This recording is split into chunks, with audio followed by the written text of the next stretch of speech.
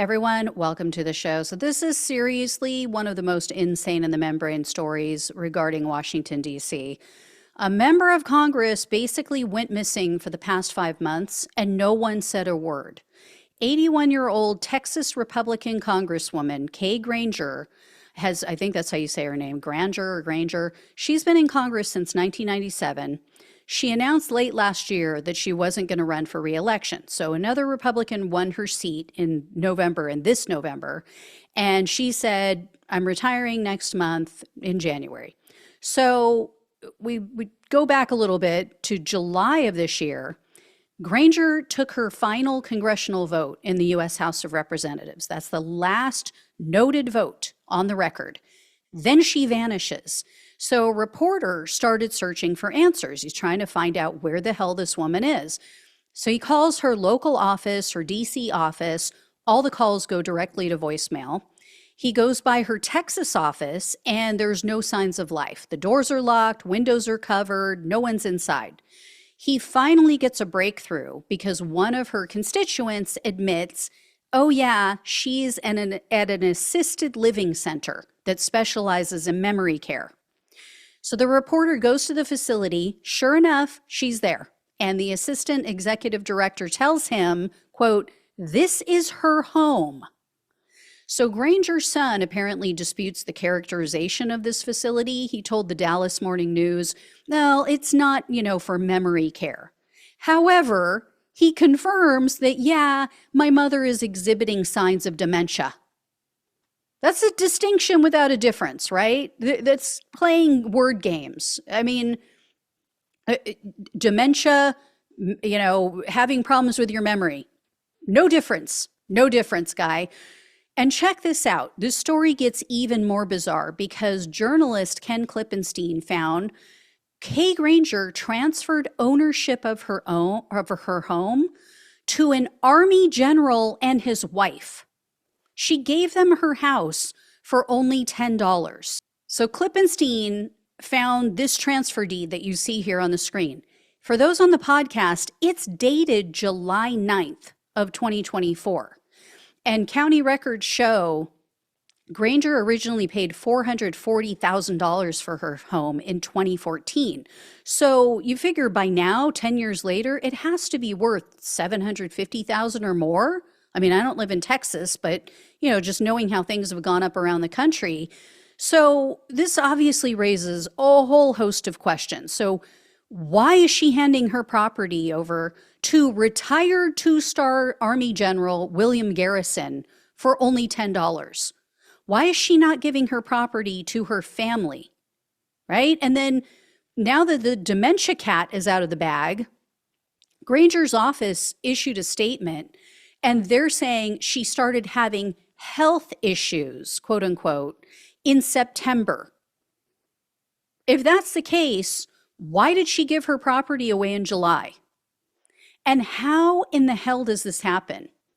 I mean, first of all, it's not, quote unquote, health issues, right? It's mental health issues. It is cognitive issues. You have a sitting member of Congress, of the United States Congress, who is in such cognitive decline, she requires 24-hour inpatient care, but she's allowed to retain her job. This is such a failure on so many levels. It once again proves these people will go to great lengths to protect each other, but they refuse to lift a finger for average Americans. Imagine not showing up to work for 5 months and neither your coworkers or your boss says a word about it.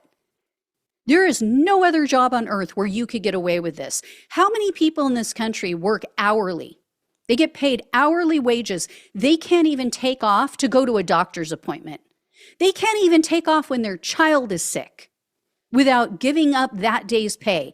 They can't even, God forbid, take off when their child has cancer and is in for treatment or has surgery.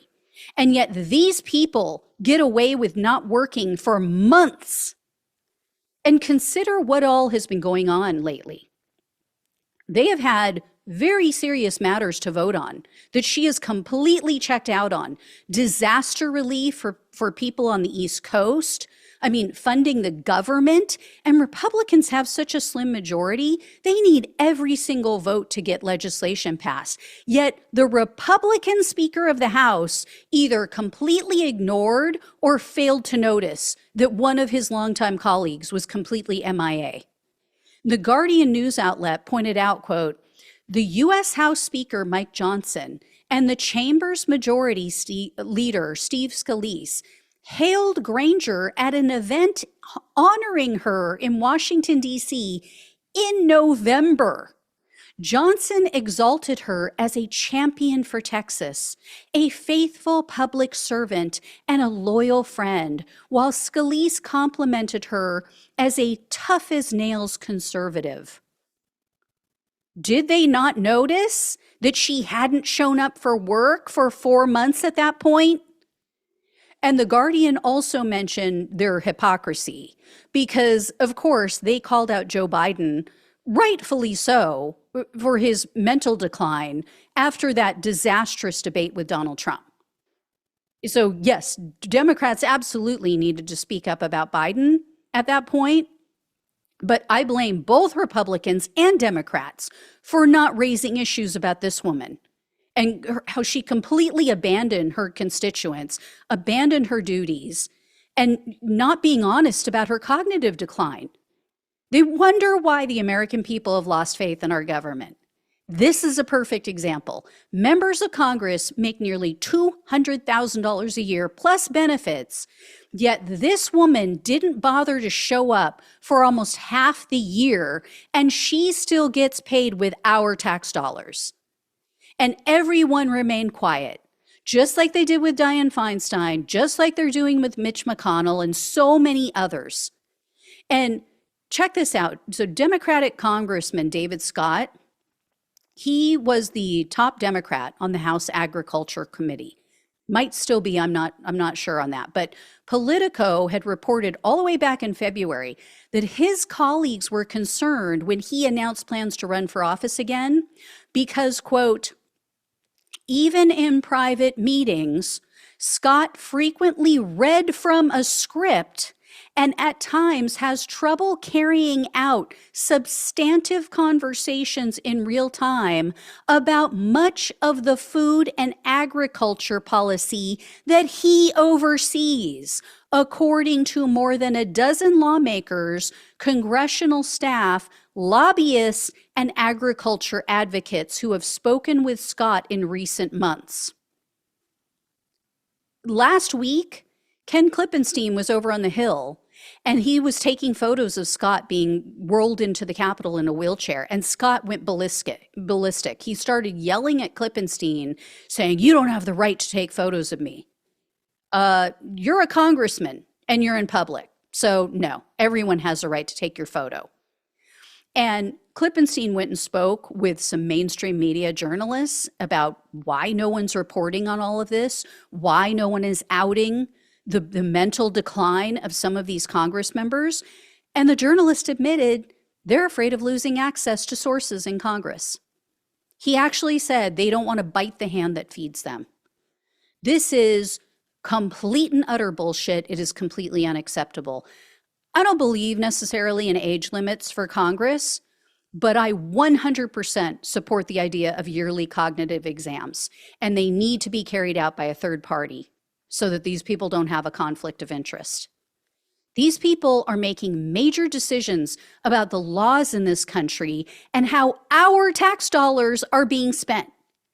The very least they owe us is to step aside when they are mentally incapacitated and can't do their job. I mean, you or I would not hand our checking account over to someone with dementia. Why is it okay in this instance? And where the hell are their family members?